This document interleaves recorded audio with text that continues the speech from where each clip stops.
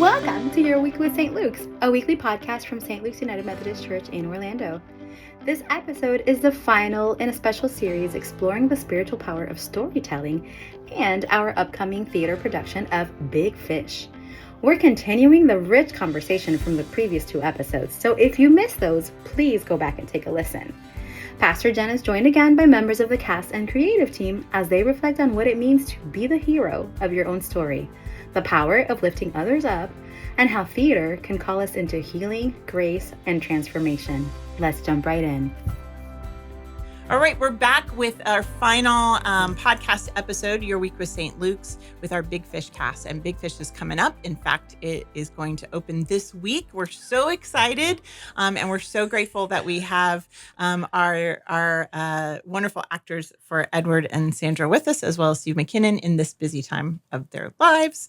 But I want to talk about how we're connecting this story, because we always pick a story that we connect to the life of the church. Mm-hmm. And this story of Big Fish is actually going to propel us into a whole sermon series where we've moved from being for 6 months to doing. Mm-hmm. And it's called Changemakers. Mm-hmm. And it's how do I learn to change the world? Like, how can I be a change maker in a world? And I want to concentrate on one of the theme songs from Big Fish, which is Be the Hero of Your Story. Mm-hmm. What does that song mean to you guys? Tell us a little bit about that song and what it means. For me, it's an invitation. It's an invitation to step into something that is within everyone, because even the lyrics are phrased, be the hero of your story if you can, be the hero of your story if you may.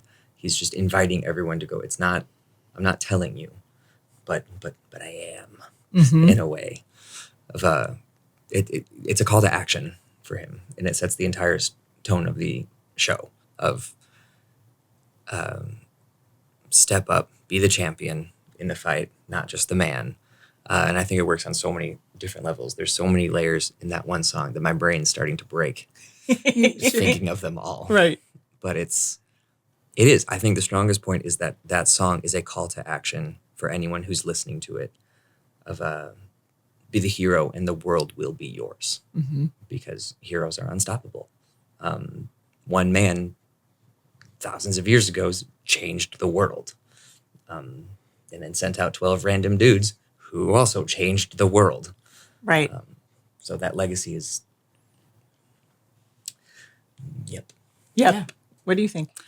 For me, so Sandra, my character, is not actually on stage for that song. So I get this beautiful chance to either listen to it as an audience member or maybe view it as the mom listening to dad singing it to, our son.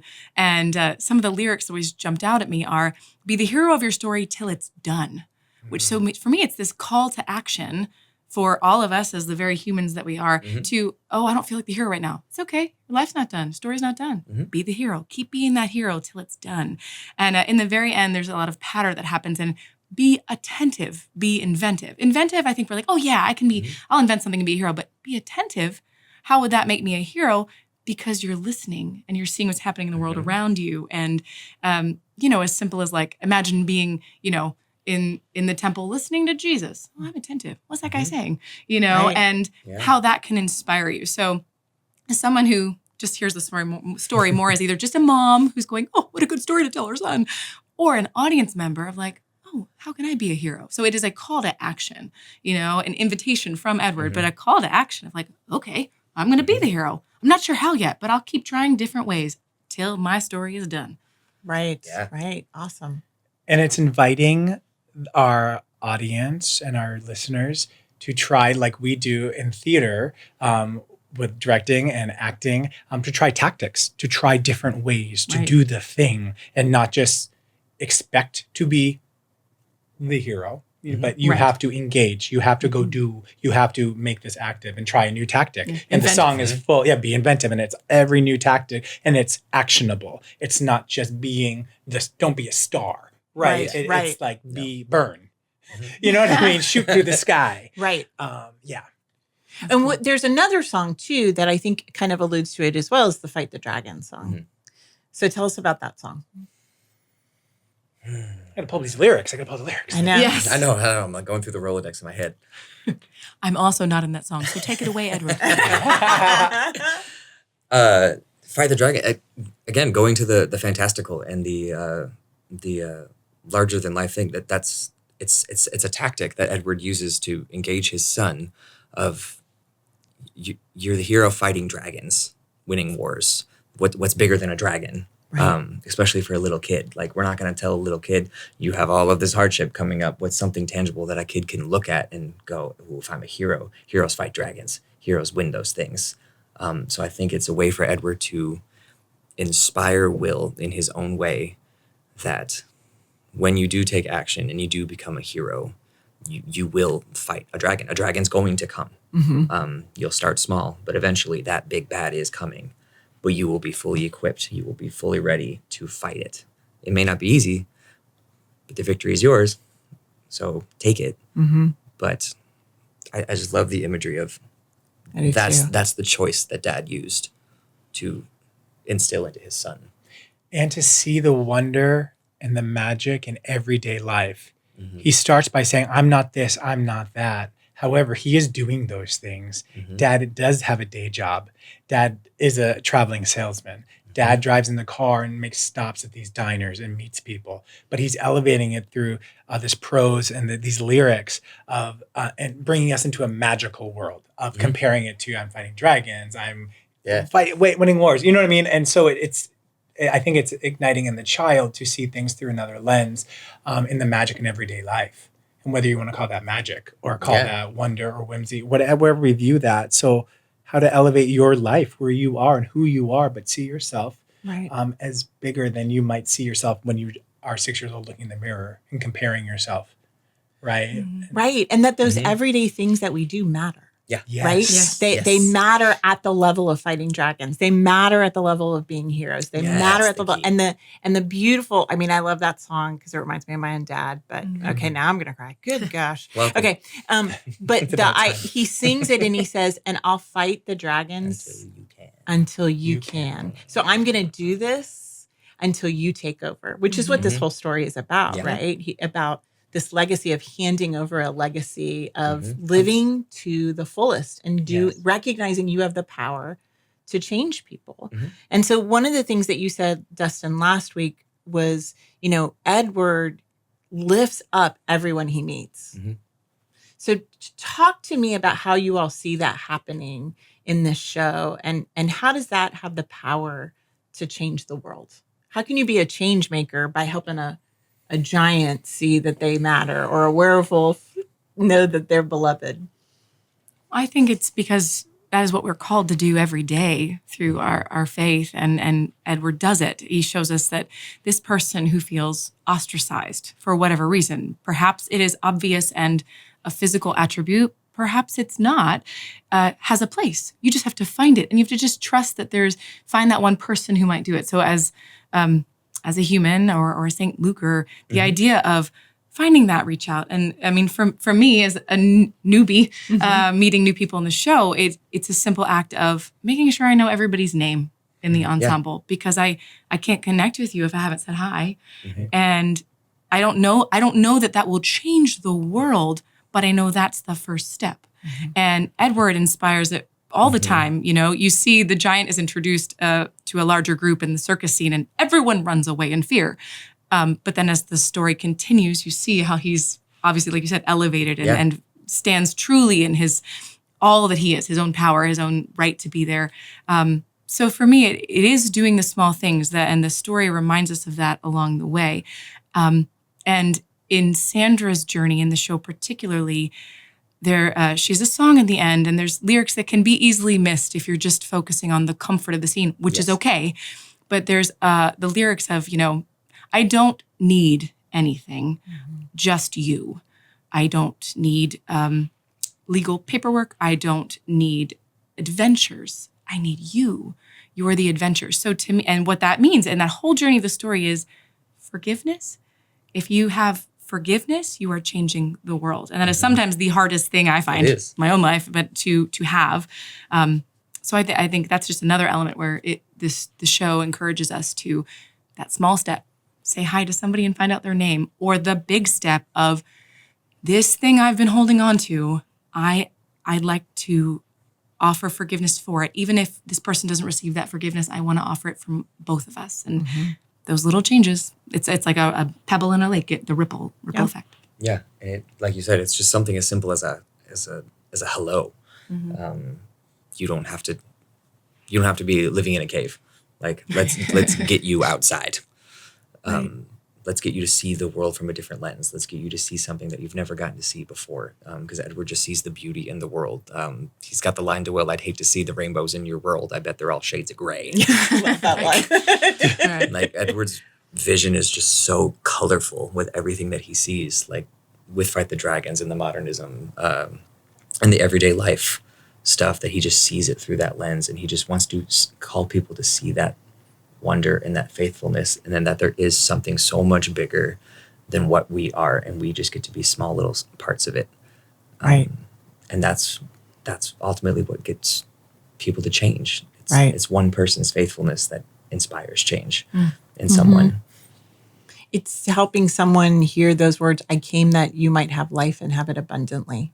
And there's so many people that are just bearing through life Yes. and are missing the abundance. And I think that's what this, that's what our whole series is about. Start where you're at, right? Use your voice. Just use who you are. And that little by little, even if it's in a relationship, even if it's with forgiveness, if it's picketing, if it's whatever, that does change the world because it changes a person's life.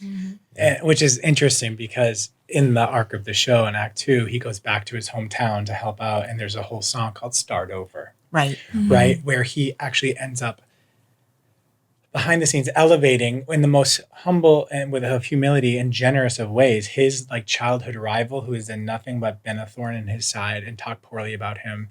And he ends up kind of elevating him and saying, nope, this is you, even though Edward as we know it, pulled the strings and fixed the situation, but he puts the glory and puts the power into his rival's hands. It was like, here, he's responsible for fixing this and for you all to start over. But Edward was the one who kind of did it behind the scenes, which is just beautiful and shows the ultimate at the end. And it's near the end of our story, so we actually see what was driving and who Edward has grown into in his adulthood. I think it's a beautiful arc for him. That's the first time we see Edward as a real. Correct. Like, there's no fantasy, no in that fantasy story. in There's that no scene. magic Right. in that story. Which and that's is- the one he keeps under lock and key from his son and does not tell that story to. Mm-hmm. It's the only story that was never told. Because sometimes to be the hero or be the change maker means to elevate other voices Yes. and to be the one behind the scenes saying, no, you can do this, or you deserve the public mic, or whatever it is. It's knowing where your privilege is and being able to step back and lead from behind, which is part of this whole, which is exactly what Jesus taught all of us to do. I mean, we wouldn't have any of this story if there wasn't Mary Magdalene, but Mary Magdalene was in the back, right? Doing it from the back, unless you read the Gospel of Mary, but that's a whole nother podcast. So let's wrap things up. What is the story meant to you, and what has it meant telling this story for your personal life? I might tear up a little telling this. My wonderful husband and I talk about this a lot. There's that phrase when you meet someone that they march to the beat of their own drummer. That's not quite my husband. My husband makes his own drum beats, and they're like no other beautiful rhythm I've ever heard. But that has created challenges as we've grown as both parents and humans. And to do this show and to unpack and discover and connect to the Sandra that I'm storytelling, it has been everything. It's been healing in a marriage. It's been healing in a new friendship with Dustin. To just say, I know he isn't perfect, but he's mine. And I don't want to choose between two people. I get to love you both, even if it's frustrating, which just feels so relatable to me. And it was a gift this show has given me personally that I didn't know I needed, connecting both as wife and mother, and hopefully storytelling that in a way that feels utterly relatable and connectable to an audience. Beautiful. Mine's a little more on the personal side of it being the first show I ever did here. And it's the first show I get to do when I come back. I'm just grateful that Steve and the team has just trusted me to put this story forward, grounded in realism and in love and faithfulness, especially having played Huck when we did Big River, and that little punk of a kid now coming back and having to be the father and tell the story of that in my own life and working through the reconciliation with my own father and Lorelai's dad and my wife, Lorelai, and her stepfather who just recently passed away, and all of these moments of the life cycles. I'm in the middle of the next cycle and in the transition. So getting to walk this out personally and artistically is unbelievable.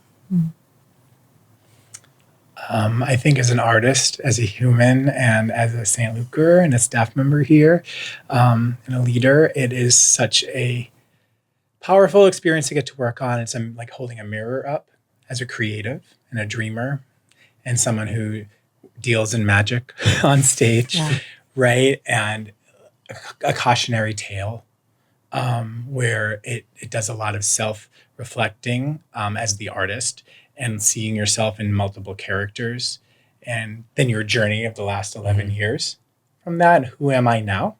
And who am I as a husband? Who am I as a leader? Who am I as a father? Who was I and who am I as a son and a grandson? And working through those things and working through loss and birth, it's just wild, and it's beautiful. And it does, sometimes it's like, wow, this gives a lot to me. Never mind, you know what I mean? Working it for an audience, like this is like therapy for us. Yes. But it's truly, as a creative, it's one of the, I think it's a blessing of a show to be able to work on as a creative, because it deals in creativity and magic. So it just like challenges you and makes you fire in all cylinders. So, and then checks your heart at the end of the day when you go home and you're sitting there with your peers and your collaborators and you're crying, at the table. Over the scenes. It's beautiful. So it's therapeutic and it's inspiring. So I'm so glad that we're doing it, especially as, now I'm going to write, as we come to, like, this is my last summer show with you guys. So to revisit this. Think about that. I know. Sorry. To revisit this again is so meaningful, because in many ways, I think what I'm realizing too is, I do say at a dress rehearsal every year for 13 years, I've said, okay, we're handing you the pulpit, and you get to be the preachers for the next 3 weeks. And in so many ways, this is a story of redemption, right? Of healing, of grace, of forgiveness, of recognizing everyone's belovedness, and inspiring that and being a hero. And not to give away the end, but many of you have seen it. It ends with love.